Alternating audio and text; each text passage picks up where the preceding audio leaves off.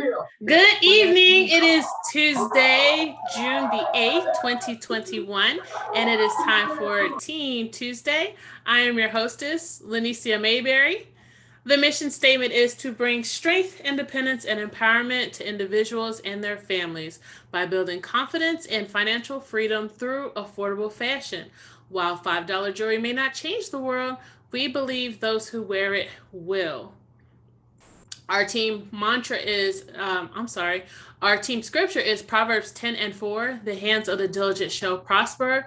Our team's mantra, my head is all messed up, y'all, is saving souls from poverty and building generational wealth, $5 at a time. And our team motto is habits reflect the mission. Good evening, team hustling honeys and homies. Thank you so much for paying attention and getting the message quickly. I apologize for the last minute change, but I'm glad that you all are making it in here. So this week's six-figure spotlight is our upline, Christi Waller, and she has some awesome nuggets to share with us. So give me just one moment. I'm going to share my screen and we're going to hear what she had to say.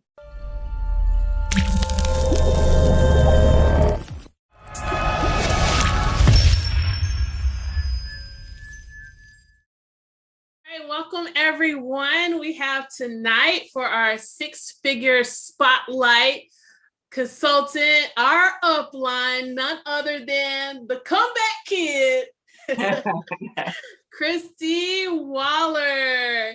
Thank you so much, Christi, for joining us this evening. I really appreciate you taking the time away from your business and your family and just you doing you to speak with us. So thank you so much. You're so welcome. Thanks for having me in here. Of course. First, can you give us some of your background, some of your accolades? Some of the new people may not be familiar with just how awesome you are. Oh, the pressure. Okay. So like she said, my name is Christi Waller. I am everybody who is watching this and in this group, watching us live. I'm your upline. So where I stand as far as your upline concerned, if you start with the founders at the very top, under the founders is Taylor Kirby. And then under Taylor Kirby is Robin Frank. And then under Robin Frank is me. And then under me, some people who you may know who are also in your upline would be Lisa Hill. She's my personally sponsor. She started the business with me. And then there's Tyronica. And then it's Lanisha. And so I started this business. I actually had my 9-year anniversary on May 31st. So a couple days ago, I hit. Congratulations. Thank you. Thank you. So my consultant number is 6442. That's it. It's a 4-digit number. 4-digit number. When I started, how I found Paparazzi Success was I've never done direct sales, never done multi-level marketing. I literally Googled ways to make an extra $1,000 a month. I was a second grade teacher at the time, and it was in 2012 during a recession, and we were being furloughed as teachers. So if you're not familiar with being furloughed, they cut my pay. And I have a master's degree. So if you're familiar with education, you get paid upon your raises come with degrees. So you get more money if you have a higher degree. So I had a master's degree, but my pay was cut down as if I had a bachelor's degree, but I still had to pay student loans. Student loans didn't want to hear that. Right. So I still had to pay them, and they increased our contribution to our healthcare. So we had more money coming out of our pockets, but less money being put in. And it just wasn't adding up. I did have a savings at that time, and it was dwindling, like it was going, because I didn't live outside of my means. But when you cut my pay, what's this supposed to do? So that Google search came up with a newspaper route, like back when, I don't even know if they do newspaper routes anymore, but like you have to wake up at 4 o'clock in the morning, stuff the papers inside the plastic bags and go throw them at people's doors. And I'm like, I have a baby at home. That's just not gonna work for me.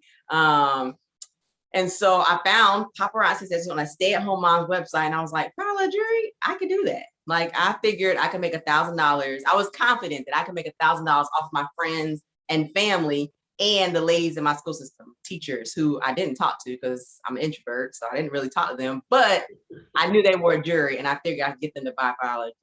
And that's how my journey with this business started. So since then, I have my team and I, including you guys, I'm now a Maven A-Lister. Which is why it's my second year becoming a bling boss. But it's my third year making six figures. And what else can I say? I have hit Crown Club 25. I am about to hit Platinum LOP. So by the time we hit convention, I'll be at Platinum LOP. That is the highest Life of the Party that I have hit in my 9.5 years. Although Life of the Party didn't exist when I first started. So I'm sure one of these questions, I'll probably talk about that later, but it didn't exist. So I didn't have anything.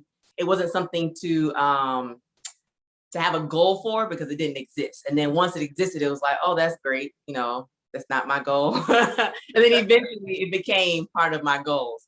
So now I've hit platinum. So I think that's like my stats right there. My team, my downline is over 100,000 consultants. Wow. All across America. So I have touched my team, Cure the Most Bosses, which you guys are part of, has touched all 50 states, including Guam and Puerto Rico.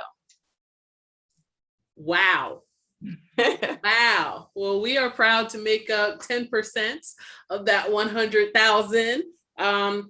Once again, thank you so much, Christi. I can't thank you enough for being here. We know you're a busy lady. You have a little one. 8 months old. I told her dad, I was like 7:30. You got the baby? So we will go ahead and get through this so that you can get back to her. So the first question is, what do you feel like your top leadership qualities are? Well, I would say because I was in leadership prior to becoming in leadership with Paparazzi, I left my full-time job of being an elementary assistant principal to do Paparazzi full-time. And I've generally been, which is why I was hired. I remember the questions I asked my principal at the time when I was during the interview, what are you looking for your assistant principal to come in? Because different schools need an assistant principal to fill in a different thing. Like they usually want someone who has the strengths that are the opposite of the principal. And I didn't know her, so I didn't know what her strengths were. And she's like, honestly, I just need somebody who can generally do everything. And I was like, that's me. I was like, I can do this. And I started explaining to her my experience when it came to different parts of the school system or elementary school, which is where all my experience had come from. And so I feel like that's what I've brought into being a leader in Paparazzi, which includes organization. I know how to organize people. I'm good at finding what people's good qualities are and using that to the benefit of the team. My teachers in my school knew that like they eventually learned that's what it was. So they'd be like, you better watch what you tell Christi because she's going to use that in this school. And it was as simple as like just having a conversation, and a teacher may say, I love dogs, like I love animals, things like that. And so I'm like, when it's time to plan fall festival, I'm like, hey, Susie loves animals, so we can use her in this part of the fall festival. So instead of trying to make people into what I need them to be or to fit them in a box, I just took the box they've already put themselves in and using that to get whatever our whole goal is done. I've also been very good at seeing the big picture. People usually see things from their lens and they can't see the big picture. So they'll have a problem, especially in the school system, even in Paparazzi. And what blends itself is that I was in the elementary school system, so I worked with nothing but women. So you bring me in the world of Paparazzi and I'm working with nothing but women. And so in the schoolhouse, there's a lot of decisions that need to be made that in your individual classroom, you can't see. Or in Paparazzi, in your individual business, you can't see the big scheme of things. Mm-hmm. So an example is when shipping gets put behind and people are like, oh, I can't get my pieces. And I understand that because your pieces run your business. But then I explained to them, our team, like everybody who's in here right now, last month bought over 6 million pieces of jewelry in 30 days. When you think about just our team bought 6 million in 30 days, and we're not the only large team. So that's 6 million times 6 million times, like that's exactly. 6 million 7 times. That's how many millions of pieces Paparazzi has pushed out in 30 days. When you know that, which is the big picture, you sort of are able to back out a little bit and say, oh, it's bigger than me just not getting my 25 pieces that I bought to get active. Right. So those are my top qualities, is being able to see the big picture, and I'm good with numbers too. And at the end of the day, things come down to numbers. I mean, you might have a leader who's all a heart in and they love you, but at the end of the day, in life, things come down to numbers, and I'm good with numbers. And that's why I start with my business when I'm reaching out to business partners or looking at goals as a whole, or I look at the numbers, and then I bring it down to the person. So I know your team needs this. You need 3,000 OV. Now let's talk about the people who can get you 3,000 OV. Do you have anybody who performs like this? Do you have anybody whose goals are to reach this that'll get you to that 3,000? So those are the things. Organizing, seeing the big pictures and the numbers. Yes. And I'm so glad that you brought that up about shipping and broke that down to the big picture, because so many times it's so much easier to, like you said, look at it like my boxes are missing. Right. Like, huh? Yours and everybody else's. Everybody else's. All right. What does your daily, weekly, monthly routine look like in order to plan your strategies to make sure your goals are met? I know that's a loaded question. Well, I thought about how I could answer this. I'm not going to answer it by what I do now, because as a Maven A-Lister, my daily, weekly, and monthly routine looks very different from the typical paparazzi consultant. So if I say what I do, I feel like it's unrealistic. I try to tell people all the time, if you're a star consultant, it's great to watch me, but literally the moves I make are not the moves you need to make. I have a huge team who rely on me, probably a little bit more than they should, to do things. That means I do less of the things that you do. So for example, you may be like, oh, well, Christi only goes live once a week. Well, that's not how often I went live when I was a star consultant, though. Well, I didn't even go live as a star consultant because Facebook Live didn't exist then. But Premier Director and Executive Director, I went live and showed up online a whole lot more than I do now. So I was going to answer that from, because 70-80% of the business that we're in are star consultants and directors. So I'm going to answer from what I did as a star consultant on a daily, weekly, and monthly basis. And what I tell and suggested consultants is, when I was a star consultant and director, premier director, paparazzi still put out those monthly emails about who ranked. And every month when that came out, I would look at who hit the rank that I wanted. And I immediately looked them up on social media and followed them. So when I was a star consultant, when that email came out about who hit director, I was like, okay, Susan Elizabeth, Martin's Kalalowski, or Debbie Parkins, like whoever's name was there, I went and found them on social media and I followed them, because they were like not 5 steps ahead. They weren't executive producers and I was star consultant. They were the next step I wanted. So I want to see what were they doing that I wasn't doing or needed to do more of so I can get there. So that's what I did on definitely every month. I went and followed the people who were where I wanted to be. So not the big, the big elite consultants, or which they're, when I first started, they didn't even exist yet. But there were people who were premier directors and it was producers. I don't think executive director was a rank then. We have new ranks since when I started. But that was definitely my monthly routine, was following what they did. I partied. We didn't have social media back then, or I take that back. We had Facebook, but Facebook Live aspect didn't exist. So I did parties like during the week. I had a daughter who was 5 years old. If you ever see any of my old memories that I share, we had tents at vending events, and she was outside. I had my little open chair that I'd unfold and sit in, and she had her open chair that she'd sit in. The Starlit Shimmer jury was her jury, and she didn't play about it. She would set it up on her little corner. She had her corner of the table. Aww. And when people came in, if I would say something, she'd literally like give me the look like, this is mine. And I'd be like, excuse me. And she would tell them that this is $1. And this little girl, that she would be out there upselling little girls on the jury, like, that ring would go great with this bracelet. I'd be like, okay. But we were doing that on the weekends. We were doing that on Wednesday nights, Thursday, wherever we could find a vending event, we were out there. And then I did do Facebook parties, but it looked different back then. So Facebook parties were still done in Facebook events, but we were dropping back office pictures. So like for a 2-hour time period, I literally would have a laptop, a cell phone, and a tablet And on one, they would be looking, I would be looking to see what they're commenting on, like seeing what they posted sold on. The other one, I would be loading more pictures on for them to comment on. And the other one I just had is available if I needed it. Which is literally the same thing you do now, except for you would go live in a Facebook event. It's equivalent to doing a wall drop, where you do wall drops. Some people do them in albums. I did that literally anytime I wanted to make some extra money. It was back then, 10 pieces was $50. And that was filling my gas tank up.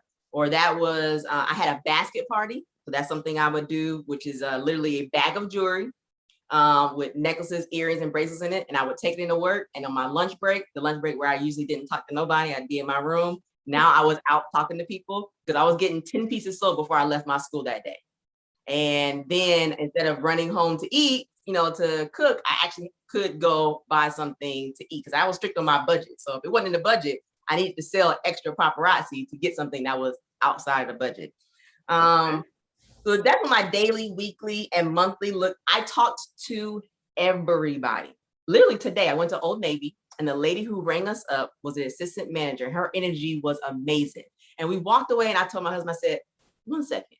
And I went back over there to her, and I was like, listen. And she's from New York, just moved to Georgia, and has never heard of paparazzi. I added her as a fake. Yes, girl, never heard of it. I thought when I said I saw $5 jewelry, she's going to be like, oh, okay. She was like, her face was like, yeah, okay, what's that? I was like, have you ever heard of $5 paparazzi? She's like, never. And I was like, honey, your personality, the way you just worked this Old Navy conversation we had right now, you would make a killing with this business. And I added her as a Facebook friend. I couldn't find her on my phone. So she left the register and went to the back and got her cell phone and added me as a Facebook friend. And I said, I'll be in contact with you because your personality would sling this bling like nobody's business. And that's literally what I did every single day, except for typically now there's a brand recognition. People understand or know more the $5 jewelry. Mm-hmm. Today, the conversation I had with her was what I was used to 7, 8, and 9 years ago, where nobody knew about paparazzi jewelry. I was the crazy lady trying to get them to do and sell and have parties with $5 jewelry. Brand recognition is a great thing now because people actually like, oh yeah, I've heard of it before. No, nobody's ever asked me to post a party. Or what does that mean? Or no, actually nobody ever asked me to join their team or to do it themselves, do the business myself. That was nobody was safe. If I was at a register and a cashier, everybody, that cashier, the one who's like, hey, how are you doing? Oh, this cheese. I never thought about buying this cheese. What are you going to use it for? That cashier who's actually talking to you. That personality right there is who you need on your team. Exactly. Yes. And I'm glad you gave that example of how easy it is to just talk to people. I think sometimes we overcomplicate it and we're shy or timid or sometimes even ashamed to mention paparazzi, and just talking to somebody about how they are and how the business would be good for them. That's a good way to pull them into the business. So yes, that's a good note. I hope you all wrote that down. All right. I tell people, if I can add this one thing before we go to the next question. Oh yeah. Because people are like, oh, I can't talk to people. Me neither. Like by the time I actually say something, I have literally talked myself up to it. Like when I walk away from the register, what I tell myself is that person right there could be the next millionaire on my team. Am I going to walk away from them, or am I going to share this opportunity and change both our lives? And that's literally what I tell myself as I'm about to walk away. Like, cause I'm thinking to myself, like, she's not gonna be interested in this, or she doesn't want it. I'm not above these thoughts. People hear me talking, they're like, oh, she got this. No. I still have these self-defeating thoughts as well. But as soon as they creep in, I tell myself that it would be selfish if I don't tell this lady about this opportunity, and it's an opportunity to change her life. And that is literally what makes me go back. Yep. Don't be afraid to change people's life, because that's the bottom line with it all.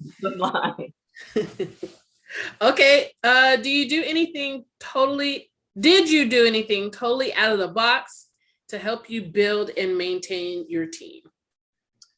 I don't think I did anything that was totally out of box, other than my box literally is introvert. Like I don't just go talk. So that would have been out of my box. But from what I've seen from myself, from team members, because I've seen a lot of women come in and out of this business. Some stay and rock it, some stay and come back, some stay, and some don't stay, they leave.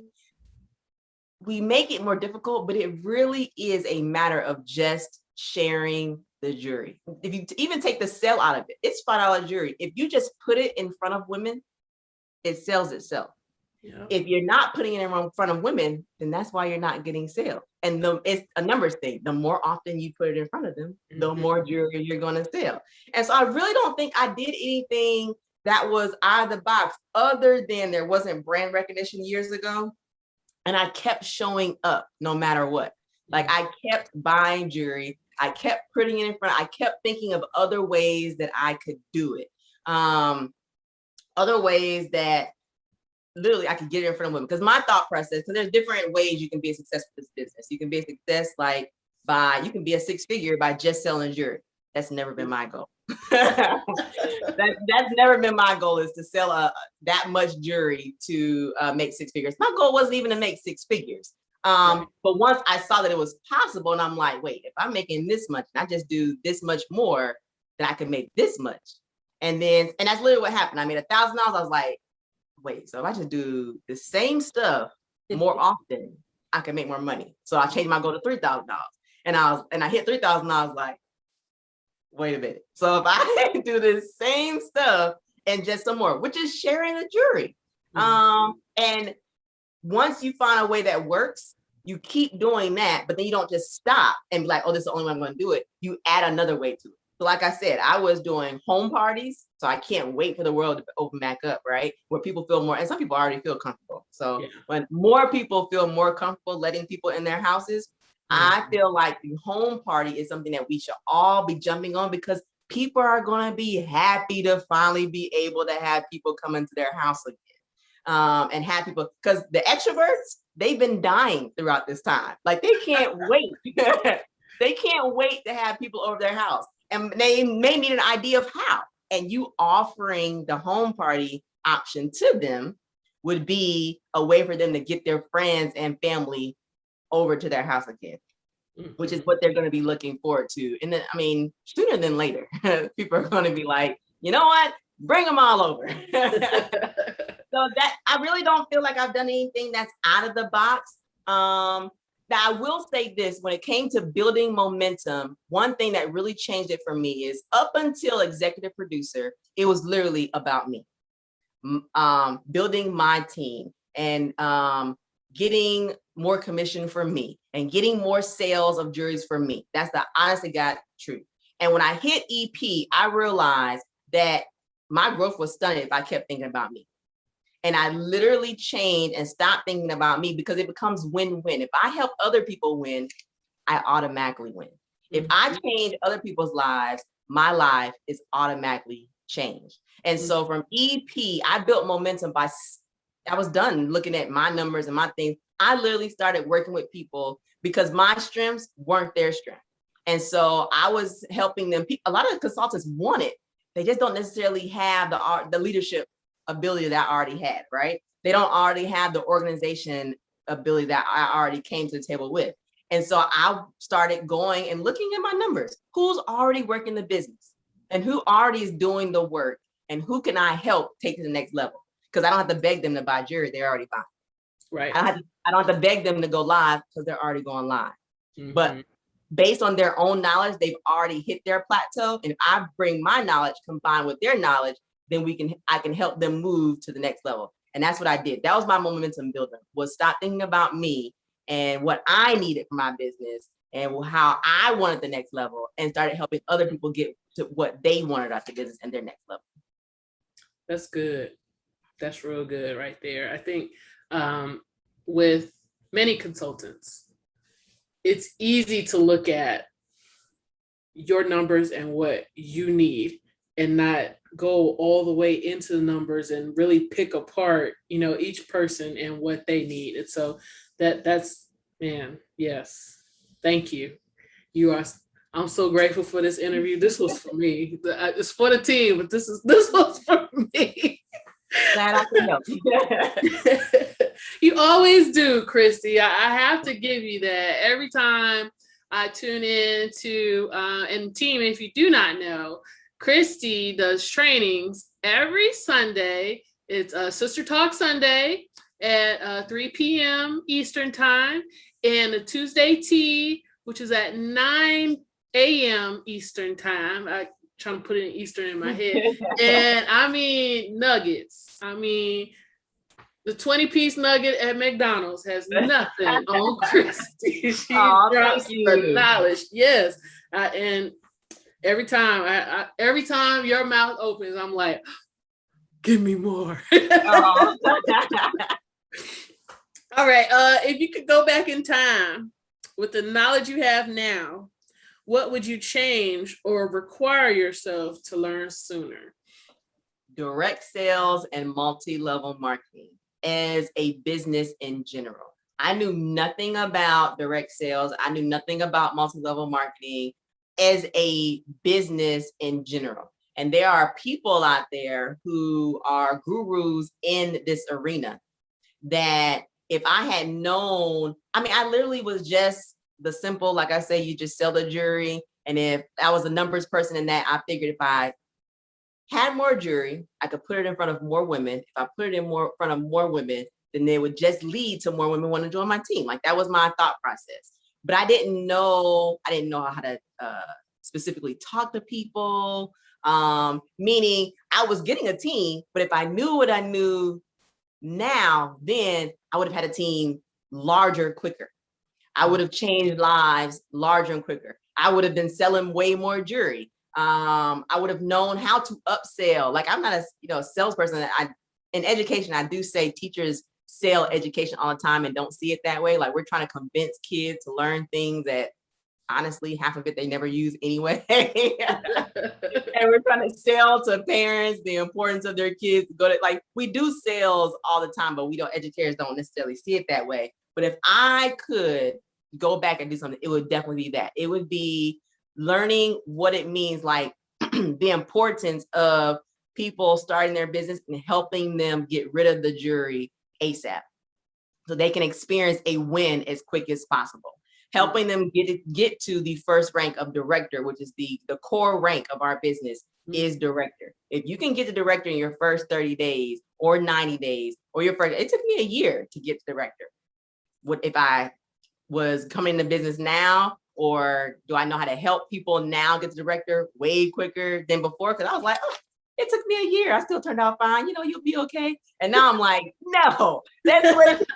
We need to win now. Like it can be done like yesterday. Let's do it. So those kind of things about direct sales and the compensation, like I just didn't know anything. I just knew it was $5 jury and I could flip it and make 45% profit, which is almost 50% on the dollar. So I was like, I need that, And if I could go back, I would have done research and knew about how direct sales works, period. How multi-level marketing works, period. How to, and I'm trying to think, like, what could I say that I've learned about direct sales and multi-level marketing, which is that what I said about the director being our company's core rank. And literally if you hit that, you want the biggest things when somebody comes into business, knowing what their goal is and helping them reach their goal and helping them be realistic about it. Because people come in and say, I want $5,000 a month. Well, I can help you get $5,000 a month, but this is what it's going to require. Like it can be done, but are you ready to put that much time commitment into it? Because you just can't say I want it and then it just happens. It doesn't work like that. Like you can do it. But the people who do it, if you talk to them, they work. Like they work. And it can be done. But, I've had plenty of people come in and say, I'm going to be impressionista.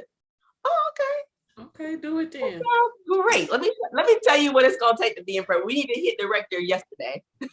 Premier director next week. Right. Executive director the third week. Okay. And you need to be EP by month 3 if you're going to hit impressionista in your time frame. Right. So that's definitely it. I would have done more research, not about paparazzi, because paparazzi, since I've been in the business, I literally haven't found anything that's gonna beat our compensation plan, beat our product, because in other companies, I mean, I'm preaching to the choir because you guys are already in the business, but that's definitely something I've learned is I picked the right business, that's for sure. So it's not like the grass is greener anywhere else. But I wish I would have known just how direct sales and multi-level marketing work. Because back then I would get calls at Premier Director from the founders, and I'm like, why are they calling me? And if I had known then what I do now is because wasn't nobody hitting PD. That's why they were calling me. Like it was a big deal back then because nobody was hitting it. So they were calling PD, which is lesson learned, right? If you have a small team or medium team and somebody hits director, make a big deal out of that. Absolutely. When somebody hits Premier Director, you make a huge deal out, because they were making a huge deal out of me. And I was like, is it really that serious? But looking back, it really was that serious. It's a big deal. Yeah. Yep. Okay. Last question. What lesson has contributed the most to your success? I think it would probably be the one about, it's really the think win-win. In the 7 habits of highly successful people, one of the habits is think win-win, which is when you think about how the other person, how you can help the other person win, you win in short term. And that has contributed the most to my success. I hit Maven this year, and last year it was Fashionista and A-Lister. And then I spent 2 years, I think, at EP, but Fashionista, A-Lister, and Maven literally came because I thought win-win. How can I help other people win? Knowing my numbers, like, you know, you help those who want to help themselves. So it doesn't, you don't win by trying to feed people who won't pick up the fork. Like they gotta be willing to pick up the utensils if you're gonna put it on their plate. Amen. And so you win by helping others win. And that's what I've learned. That has probably been the biggest contribution to my success and what keeps me going. I mean, there's so many things I do in this business that I don't have to do. And that's why I tell people all the time, like, because they'll come, I wish you were my sponsor. I wish you were my leader.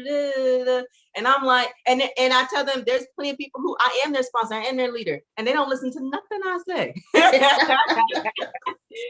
But I do it because I know how this has changed my life. And I know how this has changed people who actually do the things they're supposed to do in this business, their lives. And so that's why I show up for Sister Talk Sunday, because I ain't got to do no Sister Talk Sunday. Or that's why I show up for Tuesday Tea, because I don't have to do no Tuesday Tea. But I think win-win.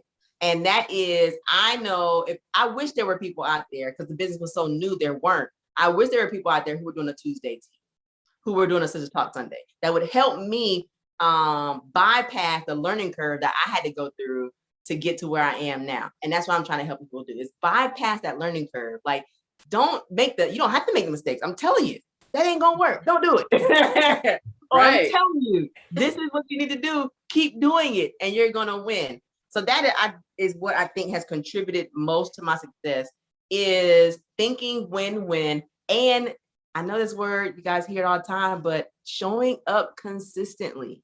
Like that has been it. Like I stayed up late at night. Like, how am I going to if my goal was 250 pieces sold at the end of the week, and it's close to the end of the week and I'm not at 250, how am I going to get it done? Like, it's not an option to not get it done. How am I going to get this jewelry in front of somebody else? Like I was set, Lord, I'm so thankful for Facebook Live, but I was lugging in a 4-seater car, not an SUV, jewelry, like nobody's business, with a baby in the back. Ooh. Like, front seat was packed with jewelry, trunk, the back seat was let down so I could push boards through the front of, like, hot. Like, you know how the weather is where it's cool in the morning time, but as soon as the sun come out, you burn it up. So we would start the day off with bubble coats and then be down to tank tops by the time the event was over. Like, showing up like that over and over and over again, even when, because my thought process was, if I only sold $20 for this event, I still got exposure. and people filled out cards, and I'm gonna go home and follow up with those people who filled out those cards. I'm gonna hold on to those cards because they didn't say no, they said not right now. So I'm gonna follow up with them in 3 months, in 6 months. Listen, I was like in my feelings the other day because somebody requested me as a friend, and I asked her to join this business with me, gotta be 7 years ago. And we friends on IG. And I went to see her page, and she's consultant number 400,000, 700 something. I'm like, and she didn't join me. But you know what? That's my fault because I didn't follow up with her. She never told me no. It was more so of a not right now because she had a baby, and I didn't follow up. So somebody else, because clearly I had opened her up to it. So it was probably easier for somebody else because they didn't have to, she already knew about it because I had shown her. I had talked to her. I was in her face all the time on Instagram. So that follow-up, consistently following up and showing up is definitely what contributed to my success. You said a mouthful right there. Following up and showing up. That is so important.